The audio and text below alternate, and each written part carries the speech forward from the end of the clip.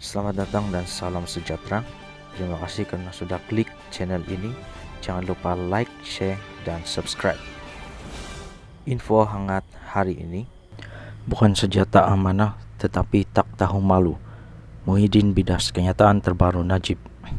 Tan Sri Muhyiddin Yassin mengingatkan rakyat Malaysia bagaimana skandal Satu Malaysia Development Berhad 1MDB dan SRC International menyebabkan negara menanggung malu dan rakyat menanggung beban hutang yang ditinggalkan oleh pemimpin pecah amanah. Tegas mengurusi Perikatan Nasional PN itu, jenayah rasuah dan pecah amanah berlaku dalam skala yang besar apabila pemimpin tidak berintegriti dan tidak beramanah. Katanya, berbilion wang rakyat dan aset negara lesap begitu saja dan institusi negara rosak dirompak oleh pemimpin yang tidak amanah.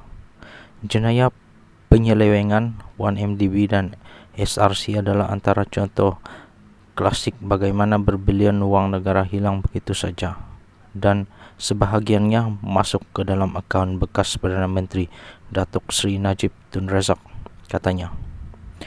Muhyiddin berkata demikian ketika berucap pada Majlis Ikrar Aku Janji Integriti calon-calon PN PRN Johor di Johor Bahru hari ini. Sementara itu, kata beliau, hutang akibat 1MDB yang terpaksa ditanggung kerajaan berjumlah RM50 bilion sehingga tahun 2039. Kata Muhyiddin, hutang itu karena bon-bon yang diterbitkan adalah dijamin oleh kerajaan setelah 1MDB gagal melunaskannya. Apabila 1MDB gagal membayar hutangnya, kerajaanlah yang terpaksa membayar yang keseluruhannya berjumlah RM50 bilion sehingga tahun 2039. Dalam rancangan Malaysia ke-12, RMK-12, sebanyak RM21 bilion diperuntukkan untuk membayar hutang 1MDB. Ini duit rakyat lah, kata Muhyiddin, sambil membidas penjelasan Najib di Dewan Rakyat semalam bahawa ia bukan wang rakyat, tetapi dari Goldman Sachs, Deloitte, dan lain-lain. Muhyiddin dalam masa sama mendakwa Najib sebagai tidak tahu malu kerana mengeluarkan kata-kata gunalah duit yang dikutip semula daripada Goldman Sachs, Deloitte, dan lain-lain untuk membayar hutang 1MDB. Inilah dia, pemimpin yang bukan saja tidak amanah tetapi tidak tahu malu, yang pergi curi duit 1MDB, yang pergi cari duit 1MDB yang disorok oleh Najib dan kuncu-kuncunya di luar negara. Itu ialah sebuah pasukan petugas khas yang saya tubuhkan ketika saya menjadi Perdana Menteri.